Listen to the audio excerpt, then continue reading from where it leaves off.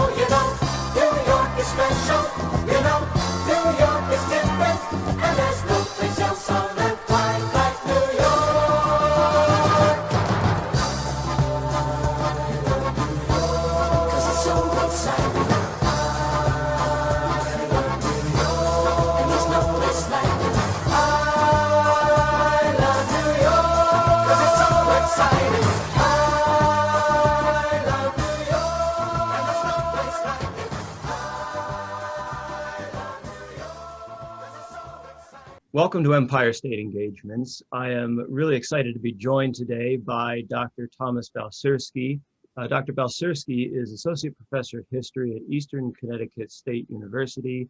He is the author of the recent monograph, Bosom Friends from Oxford University Press, as well as the author of a forthcoming article, which will be out in the next issue of New York History, entitled The Little Spark of Manhood I Have Left, about resistance at the Sailors Snug Harbor institution.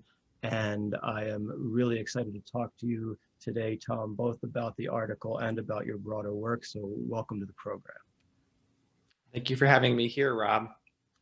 I'd like to start with the article, if that's all right with you. And I'd love, at first, many people probably aren't familiar with the institution itself. So can you tell us a bit about Sailors Snug Harbor and its sort of origin story and its purpose and how it fits into sort of 19th century institutions and so forth? So Sailors Snug Harbor is now a cultural center. So if people have heard of the name, it's probably in connection to their travels through Staten Island. It's part of the 5 boroughs, Staten Island, and it's on the north shore of Staten Island along the Kilvan-Cull waterway as it goes in from New York Harbor into the channel between New Jersey and Staten Island. And it is directly situated on the waterfront, about maybe 3 or 4 miles from historic Richmond Town, which is the embarkation place for the Staten Island Ferry and the Staten Island Railroad and the historic, most historic settlement of Staten Island. And today, as I say, as a cultural center, it preserves the legacy of Sailors Snug Harbor, which itself is a historic institution that by charter was founded way back in 1801 at the behest of Richard Randall.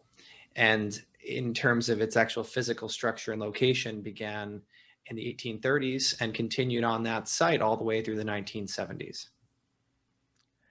And so this, what was the institution intended for at its beginning, and what kind of people were being sent there?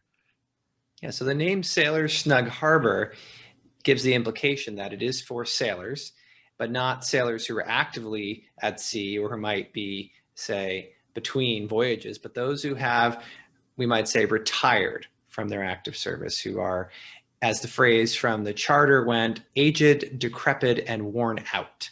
That comes from the will of Richard Randall. And it was unusual at the time in the early part of the 19th century for there even to be such a consideration for the elderly, and particularly for people who were men who had lived a life at sea. Charitable institutions, as we know it, for the care of the infirm were very few and far between and did not exist very commonly, with maybe the exception of Philadelphia. And as historians point out, no one really retired in the modern sense of the word. People simply worked till they were worn out, or they might be in almshouses or other charitable institutions. But the idea of a kind of reputable institution for retired seamen, that was Richard Randall's view. And so it was really designed for people who could no longer work. So they had to actually prove themselves upon admission that they warranted to be at Sailors Snug Harbor. They had to be either outwardly or inwardly disabled in some way, whether they be perhaps, as you would see in some of the imagery of the time, sailors who had lost a leg or an arm or both, and were very clearly physically disabled, or those who had other ailments or maladies. And so the age range did actually span fairly young to quite old, but the sort of the common inmate, as they were called, the Sailors Snug Harbor, would be a man into his, say, 60s, 70s, or 80s, who had a life at sea, whether that be in the commercial marine operation or at the Navy, in terms of in the Navy. And he was sort of at his last resting place, and they would seek out Sailors Snug Harbor. And after a time, it became known, became sort of a well-known spot for sailors to come and apply. And indeed, there was more interest in admission to Sailors Snug Harbor than there were beds. And so actually the management of the institution had to make tough decisions. And so it sounds like this, for many sailors, was a desirable landing spot. And in the mid-19th century, this institution was in need of new leadership.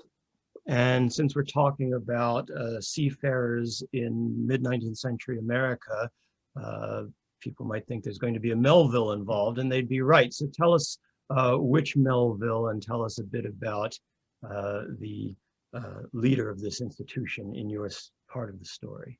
Yes, that's right. So it is that Melville family, author Herman Melville. Author Herman Melville was the brother of Thomas Melville, the youngest brother, in fact, who became the governor, as the title went, of Sailors Snug Harbor. So Tom Melville, the younger brother of Herman, took on the position in 1867, so after the Civil War, and he was only 37 years old when he became governor of the harbor. Now, older brother Herman, by that point, was a notable author in the sense that his work had been well received. He had made his literary friendships, some of which are legendary, with people like Nathaniel Hawthorne, for example. But he had more or less settled into a life as a customs house inspector in New York City, which, as we know, is located in Lower Manhattan. So Staten Island was, for the Melvilles, who lived and as a family unit in various places in New York State, but particularly in Manhattan, the idea of having brother Tom down over in Staten Island was quite appealing, in fact, and the family petitioned for Tom Melville to get the position. Once he did, it quickly became the center point for the Melville family.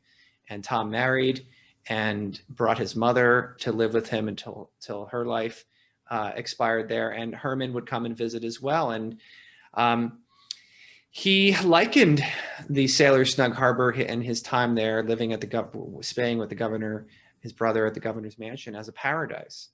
And of course, for someone who had spent time in sea in a whaling vessel, who had written about the sea in most of his novels, to be around the old snugs must have been very comforting for him. And there's some really nice recollections about Melville's time, Herman Melville's time at Sailors Snug Harbor, and how he got along with the inmates. His brother Tom, on the other hand, had a much more tumultuous term as governor starting in 1867 and, in fact, through the end of his life, his death in 1884. He was governor of the harbor.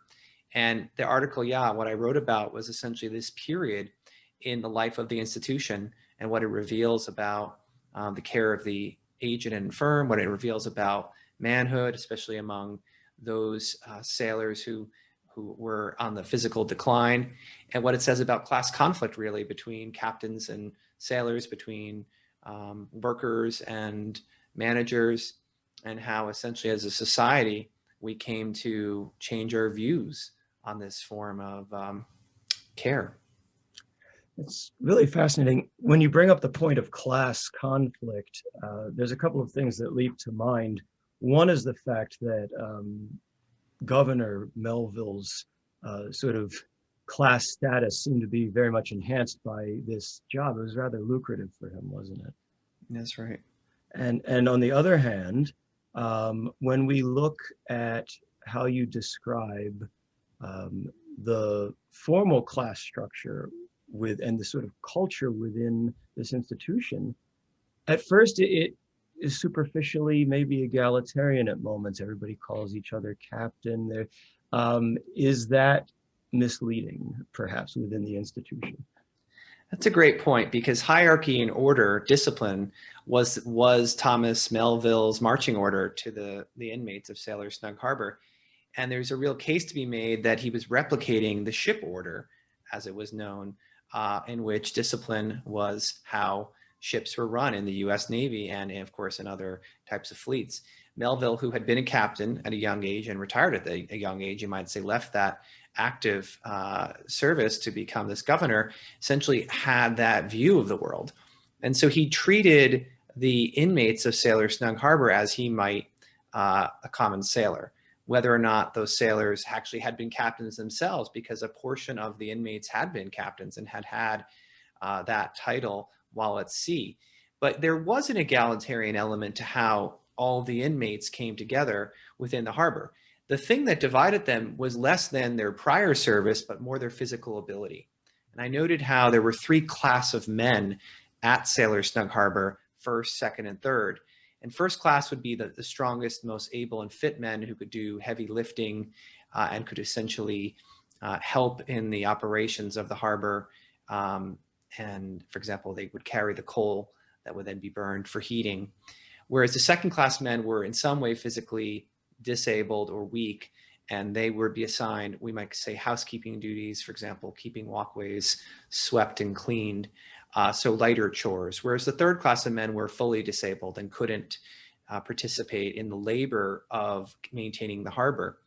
They might do other kinds of work, crafts work, fishing, and make a supplemental income in that way, in fact. But that is how the harbor is organized. And within each building, with each residence building on the harbor, there was also a captain assigned to each building. That captain of the house was the title that essentially managed that building. So yes, on the one hand, there were rules, and they lived and died by those rules. And on the other, there was something of a breakdown of hierarchy. And another one I think I should point out, and I didn't really mention this earlier when talking about who would be a common inmate. Certainly they would be Euro-American of some kind. The best guess I can get to is that the predominant sailor was American, very likely of English, Irish, or other Western European ancestry. But I found evidence of different kinds of European ethnicities, and importantly, of African-American inmates. And it was one of my real research questions and challenges to determine to what extent this was a racially integrated environment across Black and white. And it's difficult to say because of the nature of the records. Some pictures survive, which allows us to look at the granular detail of the pigmentation of the skin, and because it's not, say, for example, marked that what their race was on their admissions entry.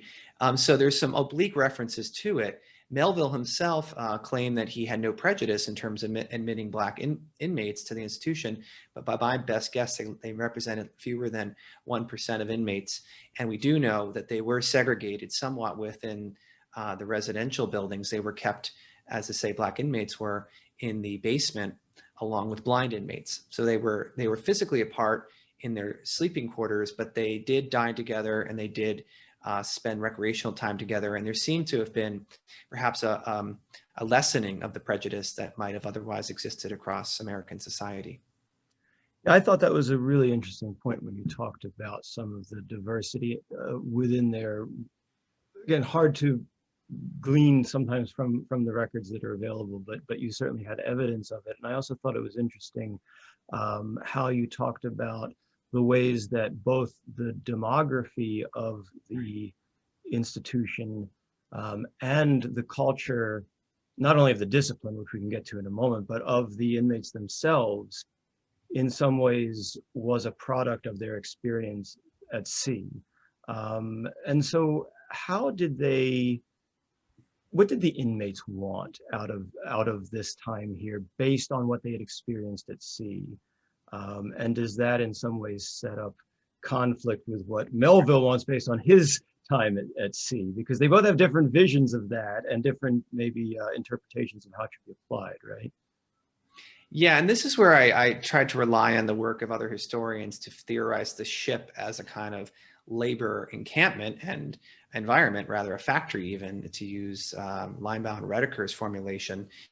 And we know also that when men are under duress, that stress requires an outlet. And in the case of sailors before the mast, before at least the 1860s, there was an allotment, a ration of grog, which again, a mixture of rum that allowed them to basically drink every single day, should they so desire, as well as smoke tobacco. And of the two, alcohol was forbidden on the premises and tobacco was given as an allotment. That was maintained. So there's no prohibition against smoking, but there was against drinking. And it was the consumption of alcohol on the premises that caused the most disciplinary problems for Thomas Melville, as well as other forms of drug abuse and conflict between inmates. So for some inmates who weren't perhaps accustomed to a more peaceful and sedentary lifestyle, that transition period was difficult. And Melville had to manage that, and it would lead to a form of disciplining that he called taboo.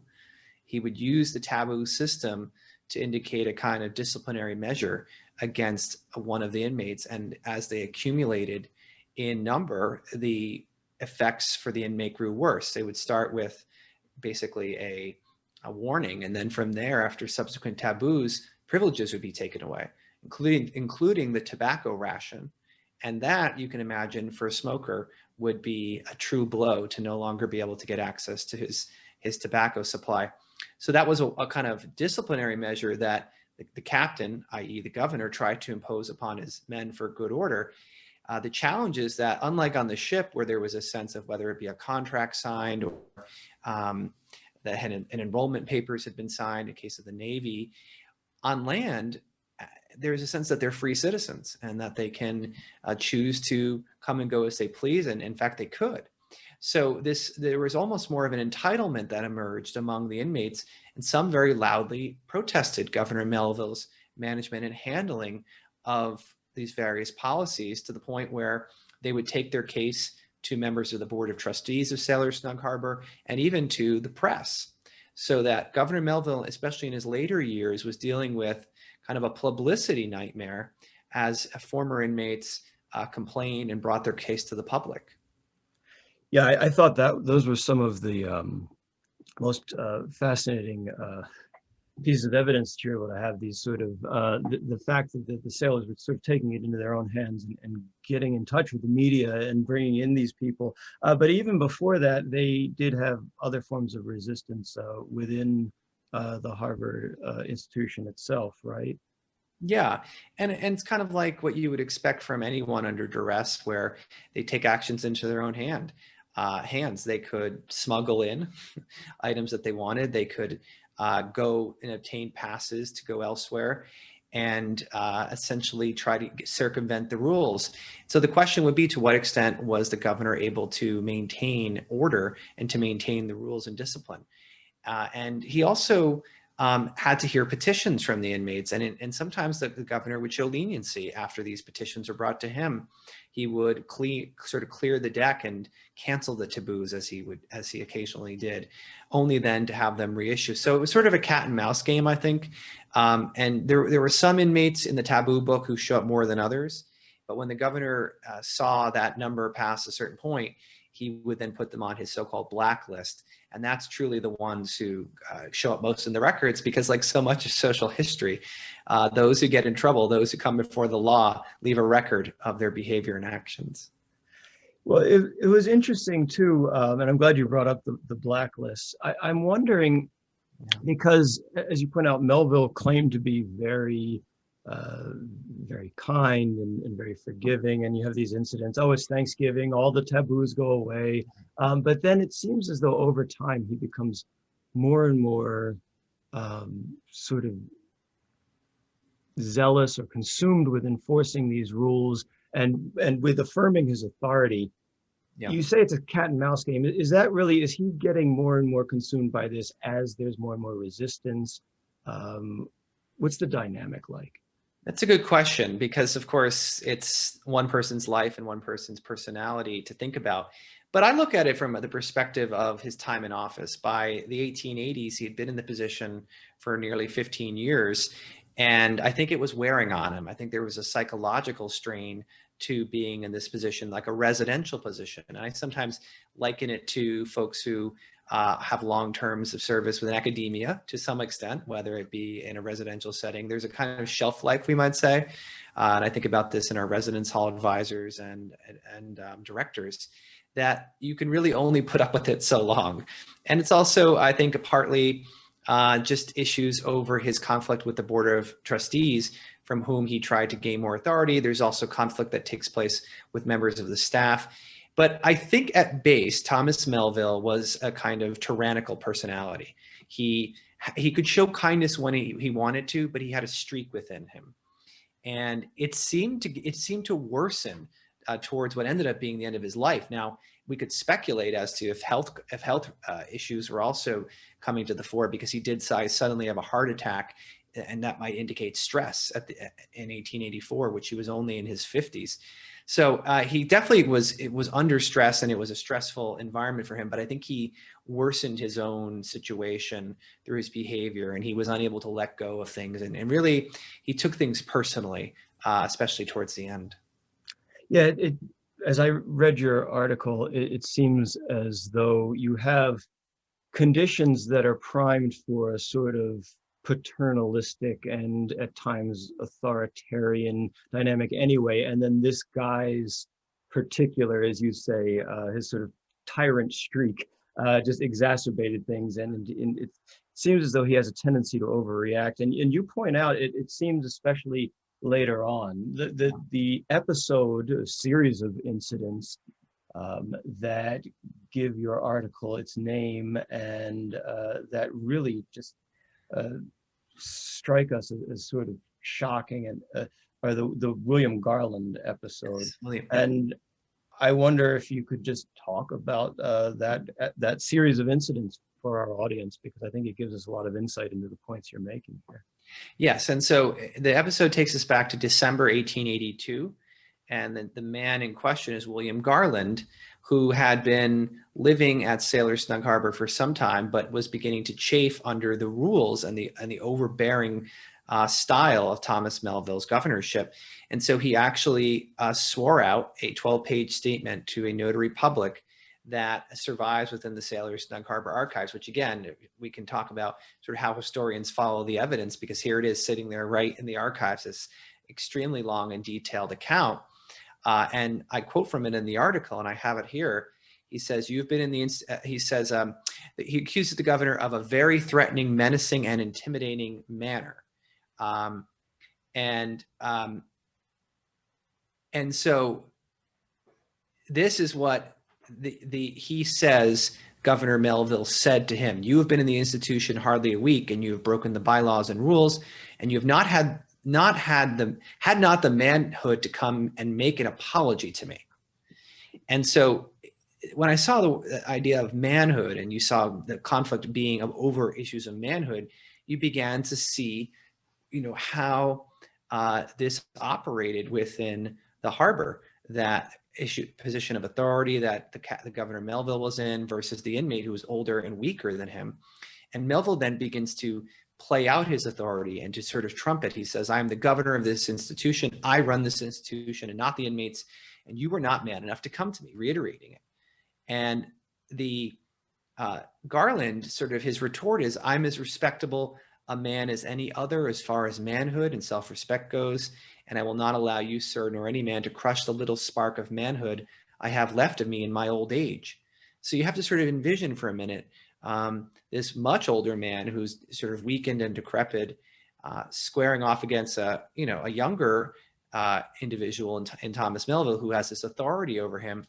And then after the testimony is sworn out, Garland returns, and then finally, sort of the final culminating episode is Melville physically attacks Garland after his bringing the petition to the Board of Trustees and other inmates. And so finally, the description goes, as I turned round to leave his office, he, Governor Melville, made a step forward and caught me by the neck and throttled me and pitched me headlong out of his office, saying, "Go to hell with you."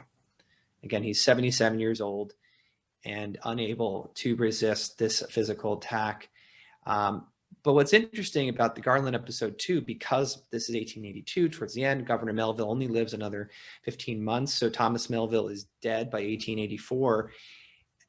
We find that in June of 1884, William Garland is back at the harbor, and that with a new captain, a new governor in charge, he was able to get readmission. So again, we have to sort of read against the grain here to tell us that perhaps his behaviors were deemed in a different light under a new governor and new management. Yeah, I mean, that was a really actually surprising twist in the story, and somewhat gratifying, because I think most readers will be on Mr. Garland's side. I mean, here he is just trying to act with dignity. At one point, just trying to get permission to go to a religious service off-site, and he's being assaulted by the governor of this institution, and he's being denied food, and he's being just dressed down and humiliated. And when this went to the Board of Trustees, they actually sided with Melville, right? Yes, they did. And actually expelled Garland, and yet he outlasts him anyway, which I suppose is. It seems that throughout your piece, the language, and you've brought this up several times, the language of manhood, the culture of masculinity, the unique culture of perhaps a maritime masculinity, these things really inform the dynamics both of oppression and resistance. How does this story provide us sort of insights into the broader themes of masculinity and also maritime masculinity, perhaps, in these years? Yeah, I want to point out that this research really stemmed from an interest in that exact topic. So this was a case where analytically, I am and have been interested in the history of manhood and of masculinity. And the 19th century is often pitted as a transition period, reflecting the changes in American society and the kinds of family arrangements and dynamics that governed it. And the men who were at Sailors Snug Harbor, therefore, in the 1860s through 80s, lived their adult lives as younger men in the early part of the 19th century, in a period of rapid sort of change within American manhood. And so the theory here is that manhood is kind of going between two different kind of class elements, almost a restrained intellectual manhood on the one hand, or an aggressive, more assertive manhood on the other. And the crucible for this may well be the Civil War, where we see that between officers and enlisted men. So I think that there's a parallel dynamic at work within the Sailors Snug Harbor, but again, there's this age element. And that's an area of the historiography, both within maritime culture and the history of manhood, that's often overlooked. So I thought there was a contribution here to trying to think about what happens to manhood in old age, and but to still follow that same dynamic between sort of the officer and the soldier, between sort of the upper class and the working class, and therefore that class conflict is really also a conflict over manhood. And I think it goes to actually really bear out the point that competing versions of manhood were on display throughout the 19th century. Yeah. And you brought up also, and I think that's a really another critical intervention here, is that this gives us some pretty, I think, dark, frankly, insights into the history of aging and of how people are perhaps being treated, but also you seem to suggest that one way we can look at these men and their resistance is maybe that's something that changes over time as a result, perhaps, of accumulation of incidents and behaviors like this. So how does this inform our understanding of the sort of evolving treatment of the elderly, especially elderly men, aged men? Yeah, I think that's a good point. I mean, we could follow the history of Sailors Snug Harbor itself to see what happens to how these inmates are treated. And one potential look would be the taboo book. And one of the reasons I chose this period, besides my interest in the 19th century, and of course, this interesting story about the Melvilles, is it was also the period of the greatest number of taboos issued on an annualized basis at the harbor. So we do find later the taboo loses its kind of disciplinary appeal, at least for governors. And certainly when we get into the 20th century, there's a whole new kind of emerging ethos around the treatment of the elderly. As we know, in the 1960s, Congress was busy passing all sorts of legislation, and one not to be overlooked is the Older Americans Act, that really, in sort of consultation with the passage of Medicare, tried to place senior citizens in a different class in American society and to provide for better treatment for them. So that would render obsolete the older form of discipline and management for elderly men at something like Sailors Snug Harbor. In fact, the harbor will ultimately leave its Staten Island site in the 1970s, moving sort of ironically along with the shift of population from the Empire State to parts south to North Carolina. But even that, it's interesting just to point out the final kind of piece of the story, the successor organization of Snug Harbor, as it was known, closed in December 2019. And so now officially the last chapter has been written for this organization. That's fascinating. It's interesting, and I'm thinking about this in our conversation in particular, and it had come up while I was reading the article too. But there doesn't seem to be the sort of reverence for old age that one might anticipate finding here. Is that something we imagine and project backward, or was that something that got lost in the process, or lost in Melville's personal tyranny? I'm interested in that. It's a good point, because again, it gets to conceptions of aging and how we care as a society for our elderly. And certainly from a kind of political and legal standpoint, the 20th century was and has been the high watermark for legislation to care for the elderly. I mentioned the two passed during the Great Society. But we could also point earlier to an era you know much more about in the New Deal, with the passage of the Social Security Act, which was really in that same vein, attempting to care for the elderly among us with a kind of guaranteed federal pension. So it seems to me prior to the 1930s, at least legislatively, there's very little that's done. But it's because I think of this long tradition of the government providing specifically benefits for veterans. And the parallel here, and other scholarship that has studied it was interesting and helpful to me, is of Union and also Confederate veterans' homes. And they really did provide the largest federal outlay for the care of citizens prior to Social Security. Veterans' homes that over the years, over the decades, housed thousands of veterans of the Union Army, particularly the research I've seen mostly towards them.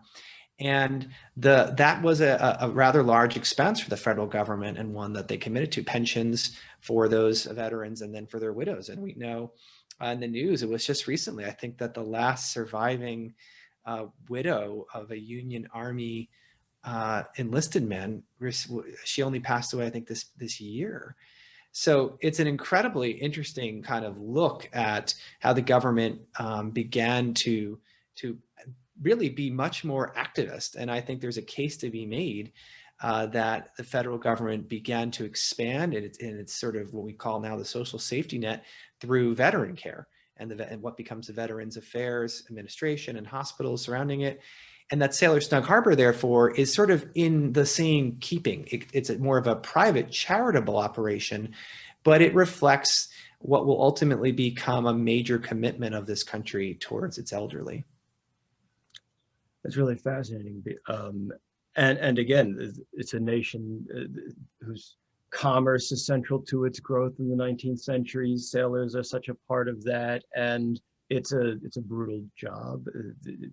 Aging is not going to be easy on these men, and so perhaps it's another iteration of that sort of we need to help these people if we're going to sort of continue the way we're going. So Tom, I found out something particularly interesting talking to you about this article before we started the interview, and that is that it actually originated as a graduate school research paper, which is really exciting. I love it if you talk about the process of this, the research, maybe some of the institutions you used, and how that went from the perspective of a grad student. Yeah, so I think it's really interesting for historians of New York State and students who go to school in New York State to remember we're living right next door to us in many cases, in the very archives that beckon us to come and research. I went to Stony Brook University to start graduate school and was fortunate to take courses in graduate seminars that encouraged us to write independent, originally researched papers. So honestly, two papers that I've written, this is the second one from my grad work that will be published now much later on, which is part of the story here. Two of them were based on sort of poking around the region and seeing where I could easily get to for a day trip. And there's no shame in that, being sort of locally minded. So from Long Island, I found out that just over the Throgsneck Bridge into the Bronx, on the site of historic Fort Schuyler, is SUNY Maritime. And it turned out the SUNY Maritime was the custodian for the Sailors Snug Harbor papers, and had only recently received those papers and begun to process them. When I first went there, it was still an unprocessed collection, and that the finding aid was imperfect and was certainly being created. And over the years, by waiting, ironically, one of the benefits that came to me was the collection was fully digitized by way of a grant given to the library. So now, when I was going and continuing the research years later in preparation for publication, I was able to access even new resources, and even better, especially in this moment of pandemic, didn't have to go on site. So that's really another benefit of the whole process that it turned out to be. But the other part of it was Staten Island. So I had actually been to Snug Harbor by chance as a kind of, let's go and explore an aspect, a local sort of historic site. And that was all my parents. So I've got to give them all the credit for wanting to take me to go and see some historic places. And it was part of the Gateway National Recreation Area tour, because over in the Staten Island side, underneath the Verrazano Bridge, is another of the historic 19th century fortifications, Battery Weed and Fort Wadsworth. So going and seeing that fortification and site then led us to continue along and to stop by Snug Harbor. And it was really that initial visit that made me ask the question, what's the history of this place? And certainly you find, as is often the case, it's been researched. There's two good histories of the overall harbor. And as I said, for a graduate student, the impulse became, what else can we know about it?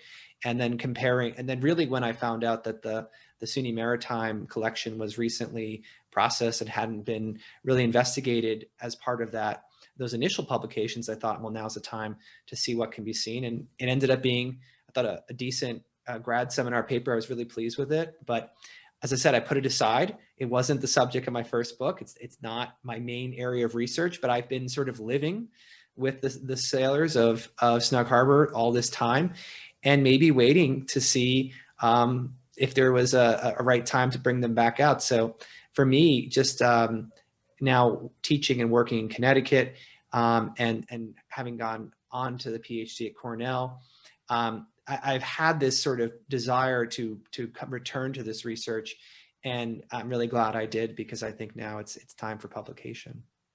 Well, certainly we agree with that. It's definitely time for publication. And it really is fascinating that it gives us sort of a reminder. I always tell undergrads, grad students, anybody who will listen, some really wise advice that was given to me when I was very early on, and that was everything you write is potentially a piece of yours. It's not just some paper that you have to know. You never know, and so it's fascinating.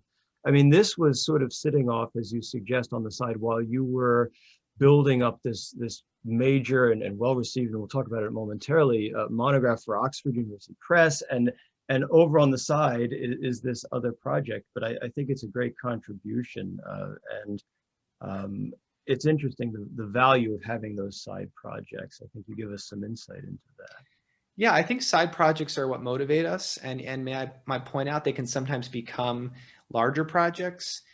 Even within my dissertation, which ended up being about various friendships across 19th century political history, I ended up doing research there that has not been published yet. So although it made sense as a dissertation, and it had a kind of American studies episodic look to it, when I ended up revising the dissertation for publication as a book, I chose the James Buchanan, William Rufus King relationship as my primary study. So I've got 4 other chapters for my dissertation that could be developed further. I don't want to write them as books, I know that.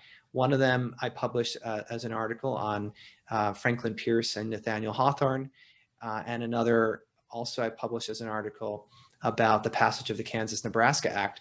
But it goes to show too, you can spin off things, you can go in different directions. And I think that's another part of it, is that the journals and journal articles give you a chance to go into depth, and you don't have to really think about if there's anything more or if you need to develop it into a monograph. I have, for example, no intention of developing this project further, but I will always be interested in what comes of Sailors Snug Harbor. And I think this essentially for me is that articles and article length work can really be the perfect companion to the larger work we undertake as historians.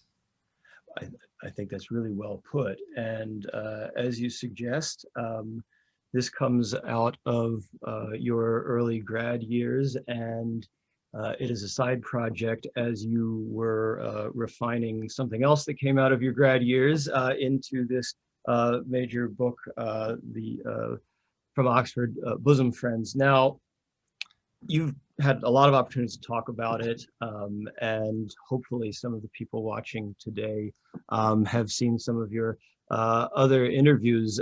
But I think that this book, which has rightly gained a lot of attention and praise, delivering sort of an intimate view of this friendship between Buchanan and King.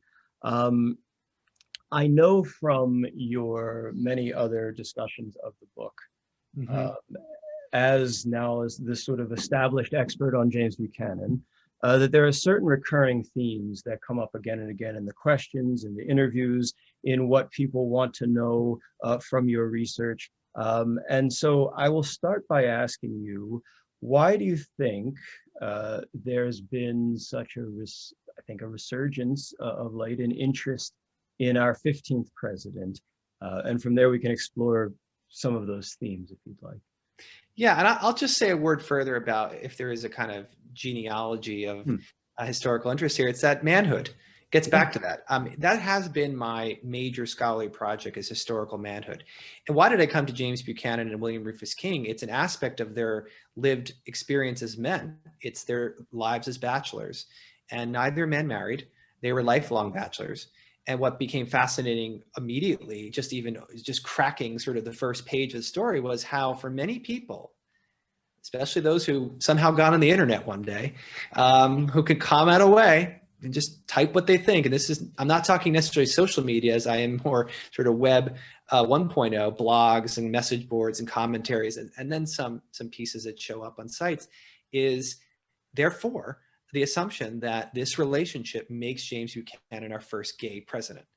And this idea of a gay president, our first gay president, and sort of historical sexuality quickly became of interest to me because it's sort of it fits within the history of manhood, and certainly another interest of mine, the history of friendship between men. So it had all the ingredients to be sort of a political history of a different kind. And to your point, I find that people want to ask questions using the words and the tools we have to us in the 21st century, categories of sexuality, categories of orientation and identity. And so I get asked the question all the time, was James Buchanan gay? Was James Buchanan our first gay president? I think for me as a scholar and someone who's been working with these two characters now for years, initially I did not like the question. I resented it and I felt almost off-put by being asked a question because it was almost like an implication or assumption, or it could even feel like an attack on you as a scholar and even as a person, because who knows what the implication is. And in a world where homophobia is still rampant, to be a gay man, to be a gay scholar studying a topic like this puts you maybe in a different position when you face an audience or a questioner about it. And you wonder if there isn't therefore a kind of hostility behind it. And I mean, it's very minor, may I say, compared to what other scholars face, scholars of color and other queer scholars. But it just seems to me that's where I started. What I've come to see is that this is the ultimate teachable moment, is that you get to really talk about your research, why you've come to the conclusions you do, and you get to stand by an argument. And historians love to use argument based in evidence to engage dialogue. So I've come to embrace the question and at least I hope have an answer that's suitable. Well, so tell me a bit, if you will, about the intimate world, not even just their friendship in particular, but what it was like for King and Buchanan living in Washington as bachelors, how they fit into the lifestyles at that time, and the sort of evidence that you put together, and then about their friendship itself, the evidence that you put together, the story you tell to come to your conclusions. Yeah, and here again, it seems to me that my interest in all male or homosocial living arrangements and spaces like those that the sailors of Snug Harbor went through helps to inform what I began to conceptualize as this homosocial male space of the boarding house. And the Washington, D.C. boarding house is a peculiar kind of institution within American society at this time because Congress itself met really seasonally and did not have, for the most part, even very well-established senators like Buchanan and King wouldn't think to have permanent residence within Washington. That of course, has changed. And so they would come to these temporary living establishments and they would particularly seek out other members of Congress, all of whom are men, as we know at this time, to establish boarding houses. Now, it is the case that some congressmen brought their families, wives, and children, but that was more actually the exception than the rule. And the average congressman came to Washington alone. And maybe a part of the time would be with family, especially those from farther flung places and in an era before easy transportation. But with Buchanan and King, knowing they're bachelors, knowing there was no wife or children at home, although nieces and nephews did exist in both cases, what I found is that they self-consciously came together as bachelors, and that commonality united them. And it wasn't just them, it turns out. There were many other bachelors in Congress, and they self-consciously united as a bachelor's mess, Buchanan's phrase. I remember the day I discovered that letter in the James Buchanan papers at the New York Public Library in the archives room, sitting there in the freezing cold as it is. I said, oh my goodness, the bachelor's mess. And it was a eureka moment because it was Buchanan's self-described appellation for the way he was living. And so, yeah, that was the world, and in a kind of almost pre-modern way. They were living in the 1830s and 40s. And as the friendship evolved, so did their politics, or maybe it's the other way around. I think another phrase that comes up is a kind of almost an insult, but it has descriptive power. Siamese twins is one of the things they were called, this idea they were bound together at the hip, literally. And the idea that their politics flowed from their personal friendship and vice versa. It's that symbiotic relationship that I think helps us to understand them, because they did have political differences and they did come from different parts of the country, even different political parties back in their early days. But for them to overcome those differences politically and unite as Jacksonian Democrats is almost more expected than perhaps the personal, intimate friendship that formed. And that's actually the special part here, is that their politics and their personal intimacy went hand in glove. You don't see that too often. You do find political alliances and political friendships, but truly to see an intimate male friendship, the phrase I use, at work in antebellum politics, and for it to be a cross section, I think it can be said that only bachelors, and only these two bachelors, could have been as intimate. And whether or not, therefore, we want to make the leap to sexual intimacy gets back to that big burning question. But it does point out that politics and personality could really have quite a powerful impact when taken together. Yeah, and I think that part is irrespective of the things that everybody wants to jump right to. I think that part is incredibly instructive. Can you point to certain ways in which the power of their intimate bachelor friendship influenced the direction of Jacksonian coalition, of antebellum politics in the 1840s, leading up to 1850, when maybe they start to drift apart? But talk about the policy and of how their relationship influences the course of events. Well, I'll put on a New York history hat for a minute. All right. I'll give you Martin Van Buren, because I know there's got to be some Van Buren people waiting to jump in here. And I will say that William Rufus King did not like Martin Van Buren. He called him Little Van, which we know he was a bit of a diminutive man, so there was a grain of truth. And that James Buchanan also turned against Van Buren at a more political level because of a competition over the 1844 presidential nomination. And that ended up being where these two men kind of emerged together the strongest, is when they were playing on the national stage. They brought the Pennsylvania and Alabama delegations basically in their back pocket. And when they personally became interested in running for high office, then suddenly all of the predecessors, and Van Buren among them, became potential enemies, became potential opponents in this world. And they closed ranks. And after 1844, there's a big split within the world of Buchanan and King and other Democrats. And we can also look at, as historians do, the splits within the Democratic Party in New York State and the factions within that. Pennsylvania had its own factionalism, and Alabama did as well. But what's interesting is that Buchanan and King were able to sort of be representative of their states and national democratic sort of patterns. And they held on to what I would really point to as the conservative tradition within the Democratic Party. The issue of slavery, therefore, becomes the linchpin of the entire thing. And Buchanan was really pulled along into defending the constitutionality of slavery and politically supporting it wherever he could through various policy measures and territorial aims. We see that really during his presidency quite forcefully.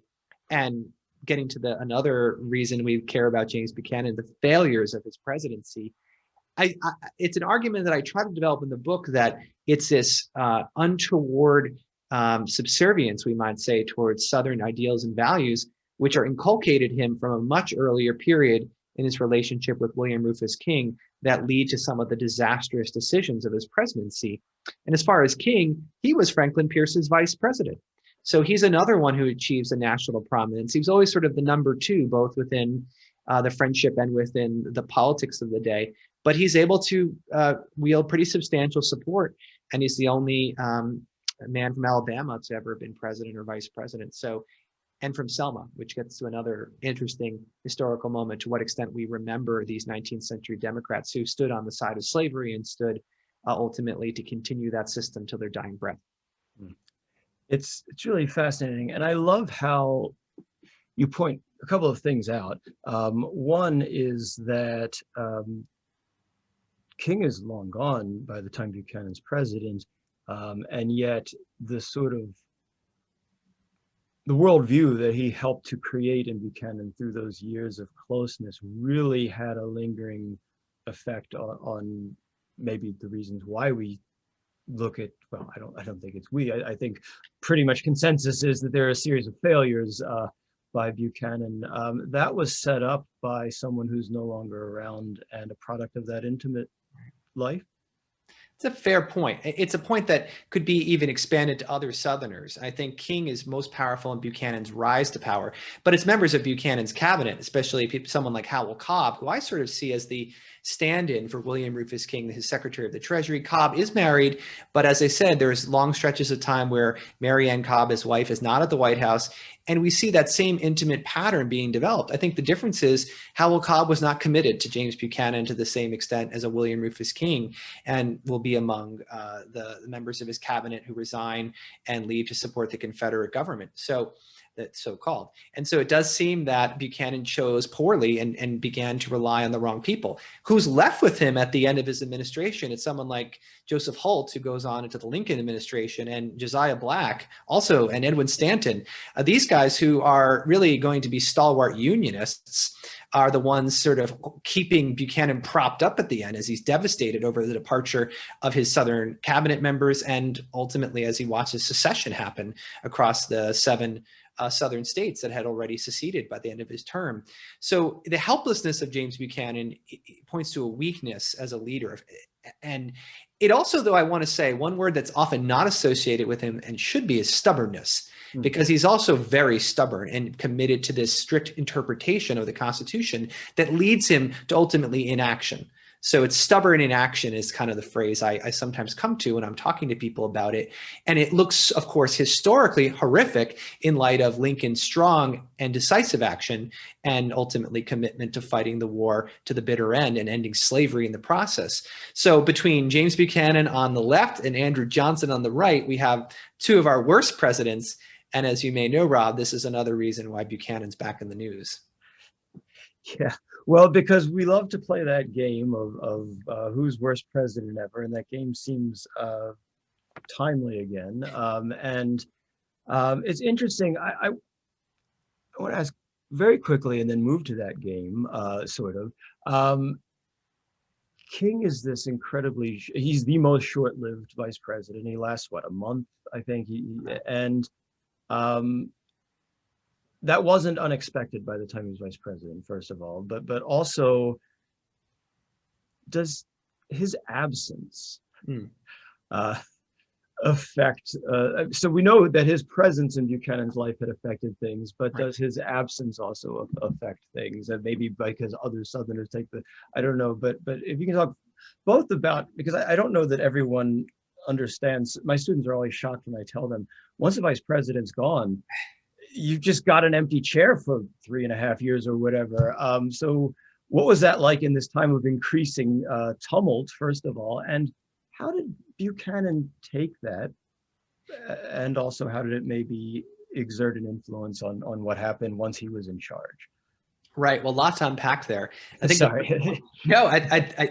A lot to unpack there. I think the first point is that, yes, when prior to, first of all, in our modern parlance, the passage of the 25th Amendment and the sort of outlining of succession of the president, vice president, and so forth, and as well as other legislation passed by Congress to support that, at least in the antebellum period, it was complete free-for-all. I mean, you go back to John Tyler when William Henry Harrison dies, and there was a lot of confusion and question as to what extent Tyler was the legitimate president and assume those powers. Now, the vice presidential question goes back even further because King was not the first vice president to die in office. In fact, it's Elbridge Gerry. And so there was some precedent for that. And to your point, the seat sat vacant. There would be no appointment. There would be no selection of a new vice president. And one of the reasons for that, and this is a big kind of leap for us when we go back and remember it, is that the vice president was essentially a member of the legislative branch. He sat as the president of the Senate, a ceremonial duty, and now maybe under Kamala Harris, one of a tiebreaker. But really, that's all the vice president did for most of its existence here in American history, was to sit in that chair in the Senate. And even then, there were vice presidents who didn't do it. And that gets us to the president pro tempore of the Senate, which is another role King held for many years in his time in office, again, which we know today goes to the senior member of the Senate, longest serving, not necessarily oldest, in the party. And King, coming from Alabama, was reelected and reelected and reelected. So by the time, he comes around to president pro tem, he is now able to wield that role. And it's actually that connection that puts him in the running for vice president, that he essentially was doing the work of presiding over the Senate. And so the loss of King is also the loss of one of the elders of the Senate, as several passed away at that time, from Calhoun to Clay to Webster in the 1850s, and King is right in there. He's not in the same caliber, perhaps, in terms of his oratory, but in terms of how he managed the Senate and worked, whether it be on committees or behind the scenes, to ensure compromise, he does deserve a leading role in the narrative. And therefore, his absence, I think, sets Buchanan adrift more on the political front. King's last piece of political advice, and one that Buchanan followed for election in 1856, was to be a Northern man with Southern principles, by which he meant, of course, to support the institution of slavery and the rights of his Southern brethren and constituents to this way of life. Buchanan did that, but he didn't. But what King didn't have was advice how to govern. And indeed, I think this gets to the incommensurability of it all. There was no solution to make that could have been acceptable by 1860 with, say, the election of Abraham Lincoln. There was no political solution remaining. In fact, Buchanan worsened that, I would argue, by leaning into his worst tendencies of stubbornness and pettiness with his feud with Stephen Douglas, another interesting episode. But he didn't have anyone left who he can really trust. And much like other presidents who sort of assume the mantle of office and have no one who can really check them, their worst tendencies tend to arise. And I think the history obviously bears that out. It's fascinating. I always think about Buchanan's resume. Coming into office, you'd think, okay, this is somebody who's eminently qualified, and one of the just on paper one of the better incoming presidents, and yet, as you point out again and again, temperament matters, leadership style matters, sort of just attitude matters, and that all of those were just lacking, and if anything, they clearly made everything worse, right? I mean, right. Well, Buchanan is judged harshly by history, and for good reason. There's different ways to judge a president. We were talking a little bit about the game. It can be social scientific. You can use categories, and in the two most reputable surveys, those of C-SPAN and Siena College, these categories can be broken down to things like, you say, leadership, foreign policy, domestic accomplishment, but also there's a fun category in the Siena College of just luck. And there's no doubt about it that James Buchanan is unlucky as well to be entering office at the time he did. So there's something to be said there. That being said, the issue of executive leadership, the ability to lead during a crisis, may well be the thing we most judge our presidents on. And as we are experiencing in Texas right now, another major crisis of a scale that is only really going to be clear with the passage of time, how our leaders respond to it is very much how we judge them, whether they be presidents, governors, or US senators. And so I'd say Buchanan is, in the light of history, a failure in that regard, because we wanted, again, Lincoln. We wanted the response that comes later, and we wanted someone who would be, this is one of the most common criticisms, an Andrew Jackson, someone who would face down the South Carolina secessionists and push Congress to pass a force bill and to raise an army and to be show strength in the face of bluff and bluster. The only problem is, and this is where I get into saying Buchanan is unfairly judged at times, is that Jackson didn't ever have to take the army to South Carolina. He was also blustering. And don't forget, South Carolina nullified the force bill in its next legislative meeting. So we don't really know how Andrew Jackson would have ruled. And the same for Zachary Taylor, who talked the big talk prior to his death in 1850 about hanging traitors. So again, it's just Buchanan's caught holding the bag in the secession winter. Had it been an Andrew Jackson, certainly there would have been a stronger response. We know that, but it would not necessarily have been any better. And he's still the president left in office as secession takes place. One thing that's interesting is once that happens, and once they do get Lincoln, presidents when push comes to shove, former presidents choose up sides. And I think Tyler goes one way, former Vice President Breckinridge, right? And then others like Buchanan and Handsome Frank, they side with the Union.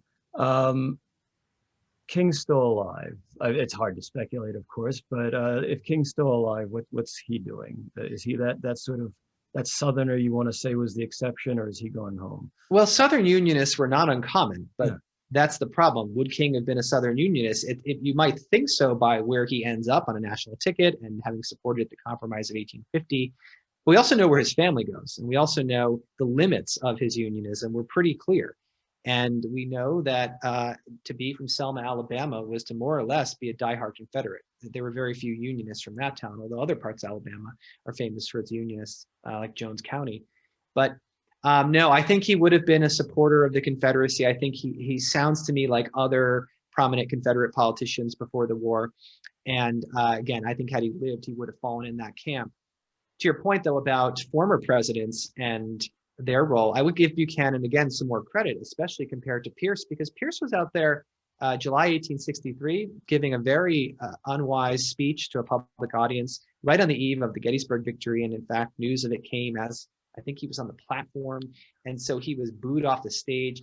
Franklin Pierce had equally bad timing in choosing friends because, of course, he's the only president to visit Jefferson Davis in prison at Fortress Monroe after the war. That personal friendship dates back to their cabinet. So Buchanan largely kept quiet. He was active as in the Pennsylvania Democratic Party and would have been a supporter of the two candidates, 1864 McClellan and 68 had he lived, I'm sure, for Seymour. But it's more just that he was sort of out of sight and out of view. It did not stop, however, Congress from considering a much overlooked, I should say, congressional censure resolution of James Buchanan in 1862 for his actions as president. And I believe, from my research, this is the earliest attempt of a Congress to censure a former president. We know famously of Jackson's censure as president over his handling of the withdrawal of deposits from the Bank of the United States. But for a former president, Buchanan took the ire of Congress. The censure resolution was tabled. It didn't go anywhere.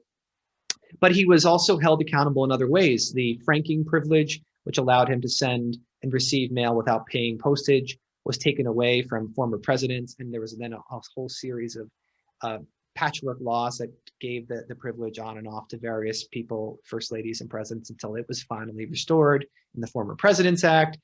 His presidential portrait by the famous artist George Healy was painted and never paid for. So it became the artist's possession, and then it finally, over time, was purchased again. So now it is in the Smithsonian National Portrait Gallery.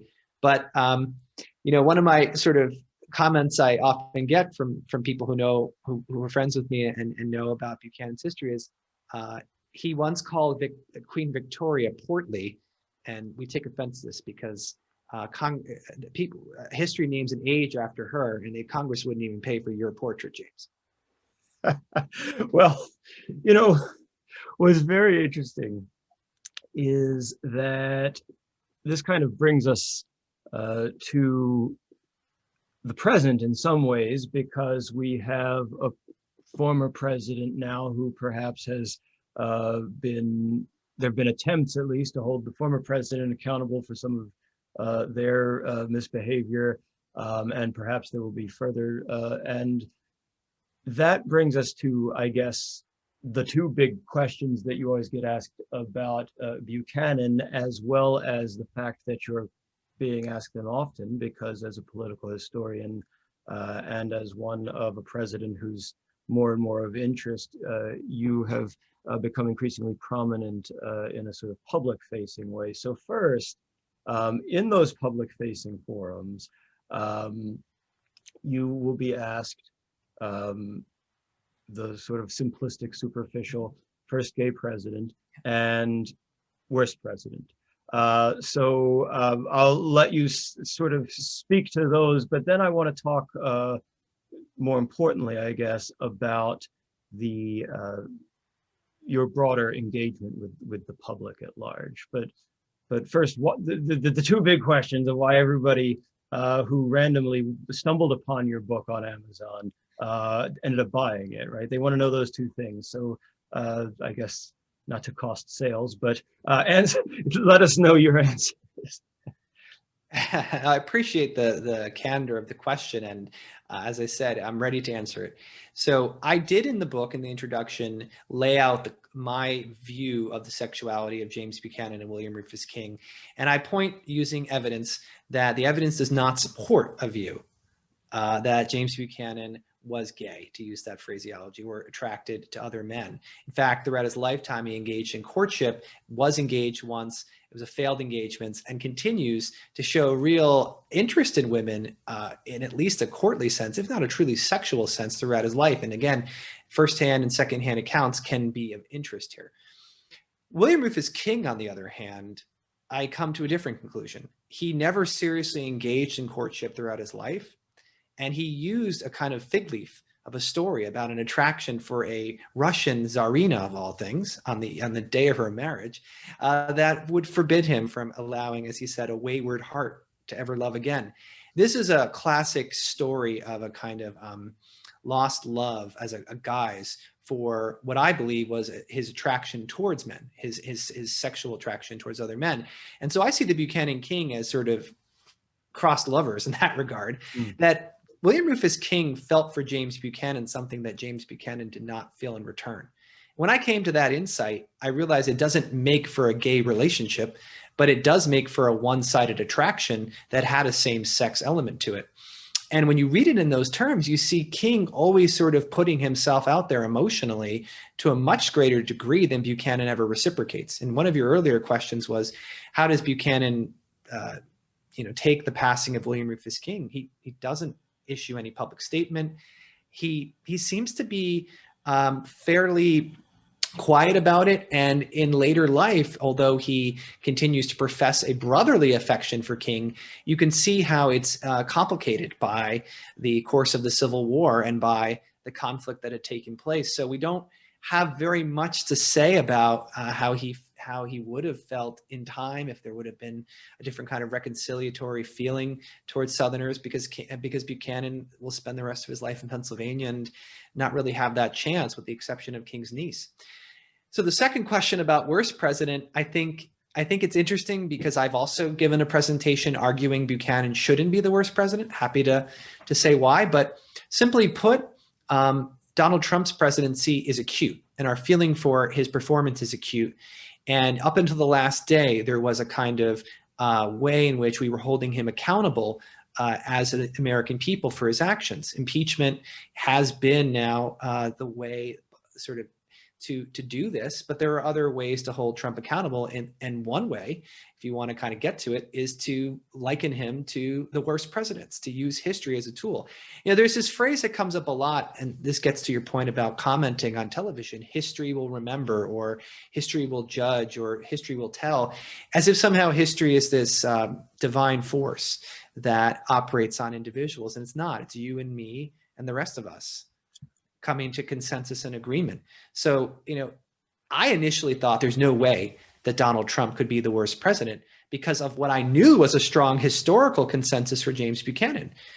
But when I began to see the voices and the opinions shift, when I began to see how acutely Donald Trump affected us, I began to realize that's exactly how Americans felt about Buchanan in 1861, in the days he left office.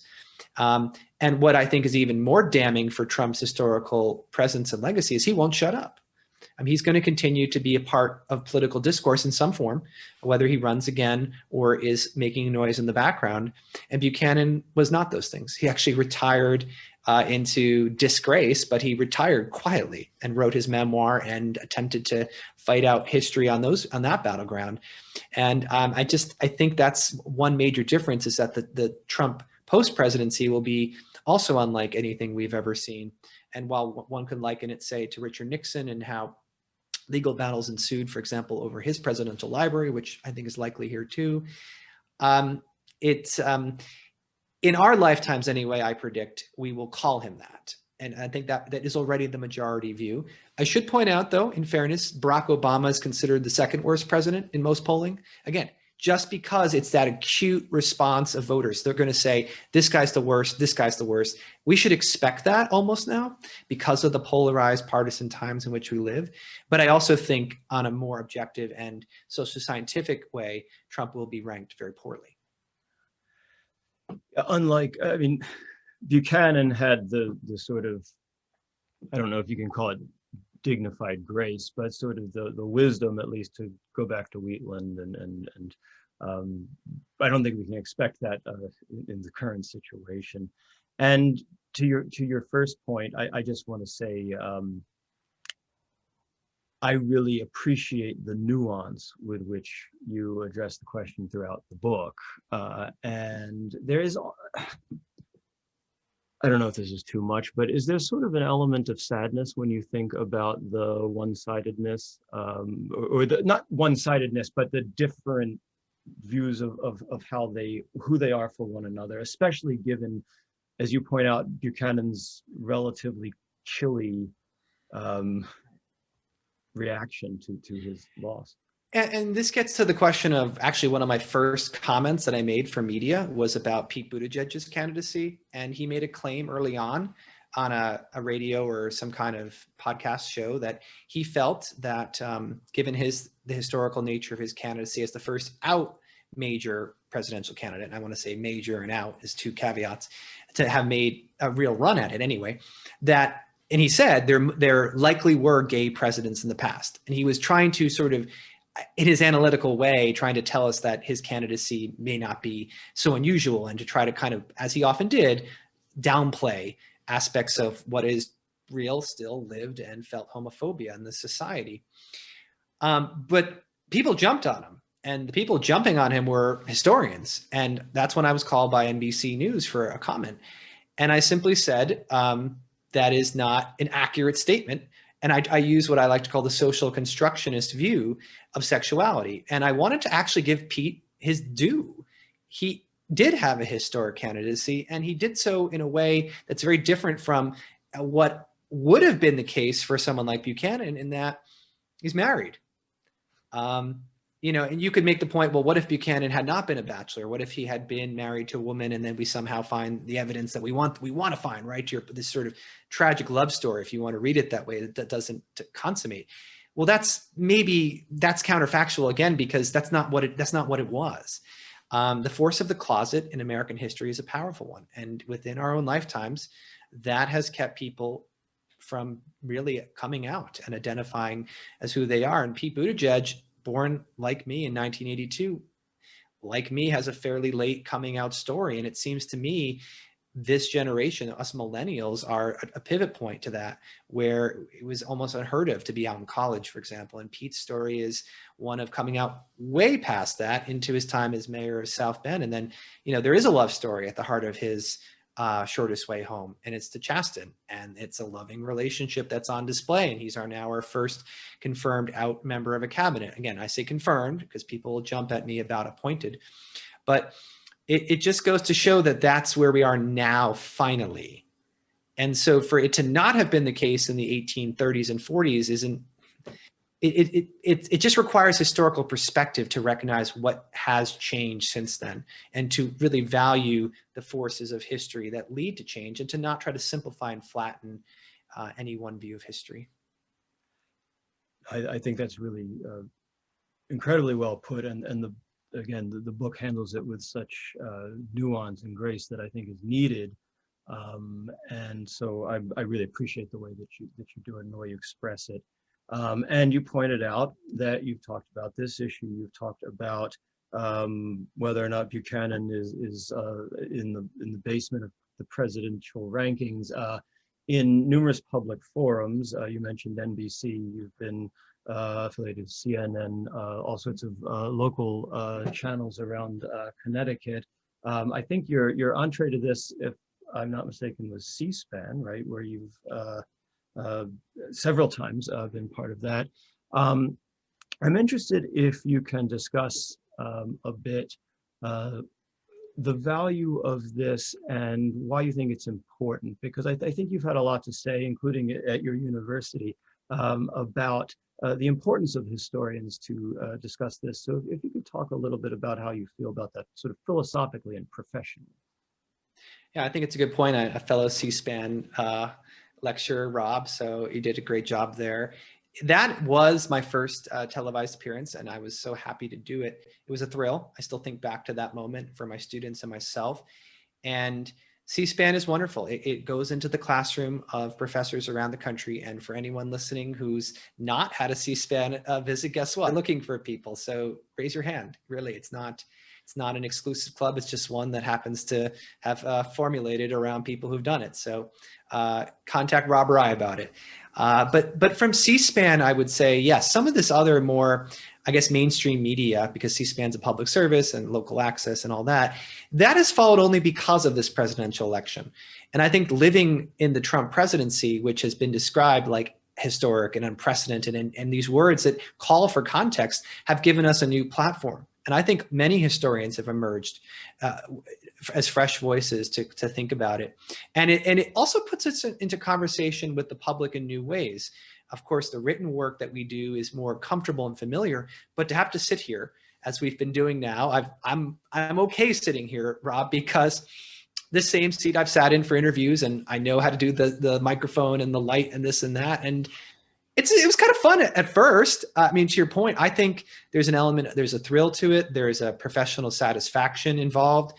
We feel we're reaching audiences. You'll get an email, a phone call here and there. Primarily, it's positive. You just put the hate mail aside and you do it. And when a producer or whoever asks, and I don't really reach out, I'll check my email and it'll say, would you do this? And I'll do it. It's just being available and wanting to comment. That will pass. I actually want it to pass for all sorts of reasons. I think we're in a more stable democracy when we're not constantly calling on our historians to explain what happened today, because then we can do it more intelligibly through other interpreters, and our journalists are wonderful too. But what I was driving at is the cost is not so much of a loss of historical scholarship, because clearly we still write and think and do other work. I think just the cost is almost one of really historians then having to be the interpreters and the arbiters. That if somehow a historian says something, well, we suddenly must trust it. And that puts me up on a pedestal that I'm uncomfortable. I don't even want to be approaching one. I don't mind the lectern, but a pedestal, no. Because it tells me that I may have an insight, but you really shouldn't use my profession as the guise in which it is legitimated. And Jim Grossman, AHA director, executive director, is common saying everything has a history. That means everyone can read and learn about its history. I wish more people would use history in the everyday conversations, writing. You can turn on the television news right now, and any one of those topics could be informed by history. And it doesn't have to be historians alone who do that work. So that would be the thing I think that I'm concerned about, is that it's sort of like a rarefied air that we have, and we don't want that. Our goal, in fact, is the opposite: to bring history to everybody. I think that's really well put. I suppose that part of the value of what you do, what we're trying to do here, is to sort of encourage the public that is something that can be participated in, I guess. But I really think that it's a really thoughtful point. It's interesting.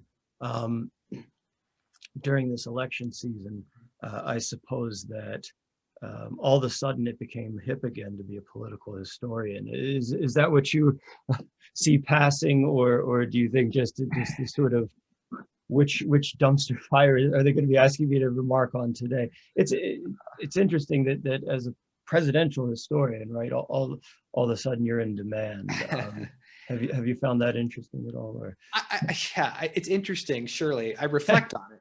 I do, and I did not call myself a presidential historian until recently, because I found out that it was a code to the media to tell me to then say, we can ask you questions about history. And I think that's another problem here, because it tends to favor, first of all, a form of history that can indeed privilege elite white men. And at the same time, people who are white and male tend to be on air as our presidential historian. So there's a gender imbalance, there's a racial imbalance, which gets to other problems within the profession and American society writ large. But I do worry a little bit about that. Therefore, if sort of we look to what did George Washington do, to hear from someone who spent a life studying it, I mean, I think we need to, again, reflect and represent the diversity we want to see. So that's one point. Another thing I would say to that is being asked questions about what happened an hour ago is really challenging. And I have said things on my interviews, which I'm happy to say I record and put up there, because I want people to know the fallibility of us all, that I know are wrong. From details I got wrong to predictions I made that were completely wrong. And there's a good reason historians typically don't want to be in the game of predictions, because we know it's not our strong suit. I would say political science is an allied field in this regard, and that many commentators and other analysts of politics come out of that field and that tradition. But it's interesting, though, that the historians seem to be the group that has been most on spotlight, on display. And I think it has to go with the depth of our research, our archival work, our ability to craft narrative and to tell stories. And while as lecturers we do that and we try to maintain academic rigor and teach a curriculum, as commentators and public sort of facing speakers, it becomes all the more important, I realize, since it's not a long form, it's a short form. And if you can lean into the public education and the college education, in some cases, of most viewers and listeners, you're connecting with them. And if you can teach them one new fact, if you can bring in one bit of history, even if it's not your specialty, if you're willing to try that, then I think you're doing good work. I think that's really well put. Thank you. I guess I have one final question, if that's okay, and that is, if you don't mind, what's next on the Balcerski agenda as far as the next big project or monograph, or what are you working on?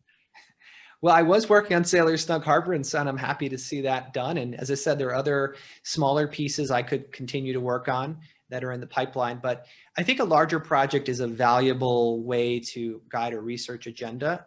And I also think now, having gone from grad school to teaching now in 6 years at Eastern Connecticut State, that I recognize the teaching is the core of what I do. And it's not as if I've got these protected years of research time and that I can essentially at any minute take on a new project. And that's, of course, pre-pandemic, when travel was more easy. It was easier. What I guess I'm driving at is that, like so many of us who do the work of history, and most practitioners of history, Rob, are teaching heavy course loads.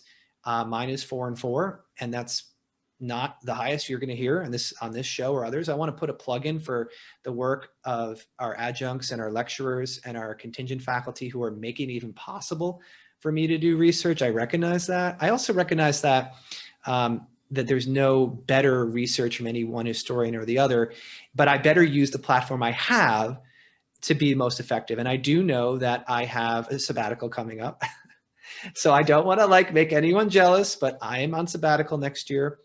And I plan to use that time to actually, for the first time, to spend significant time in the archives, to do writing without the distractions of service work, and certainly coursework. I do want to begin a bigger project. I don't think it'll be finished in 1 year. I have to remember the dissertation took multiple years, and that was probably the most I'll have, again, of uninterrupted time in my life. So this is the beginning of something, but I don't want to prevent anyone from going into this topic, but here it is. All right. And this is up your alley a little bit, so we will not be done talking. I do want to write a history of the Democratic Party. And so, yes, your monograph's on my reading list. I'm going to be learning more about Al Smith than I ever wanted to know. But I've already, in my encounters with Buchanan and my encounters with 19th century Democrats, have gotten fascinated in this bigger project, this bigger history of how parties work and how this party sort of evolves over time. And our teaching in American history, I find, is often divided sort of the first half of the survey and the second half. And we're sometimes hesitant to make connections that span decades and centuries. And I feel like I want to do that. I feel like I want to be able to say what a Franklin Roosevelt has in common with a Thomas Jefferson, and to think along those bigger terms, because I find, again, probably from my work with public audiences and in the classroom, and also just talking to colleagues, friends, and relatives, that's how the public thinks. So whether I'm writing a textbook, whether I'm writing a synthesis, or I'm going to just spend a lot of time in archives writing out a very detailed monograph, I'm not sure yet, but it will be in the history of the Democratic Party. I'm willing to go beyond my comfort zone, out of the 19th century. And so I'm looking forward to really being a student of history again. Well, I look forward a few years from now to having the opportunity to read it and hopefully bring you back and talk to you about it. I'm so grateful, Tom, for your time today and joining us on Empire State Engagements to talk about many facets of your work, including your really exciting forthcoming article for the New York History Journal, The Little Spark of Manhood I Have Left, but also your broader research, including your excellent recent book, Bosom Friends from Oxford University Press. Thank you so much, Tom, for joining us. I really appreciate it. It was my pleasure.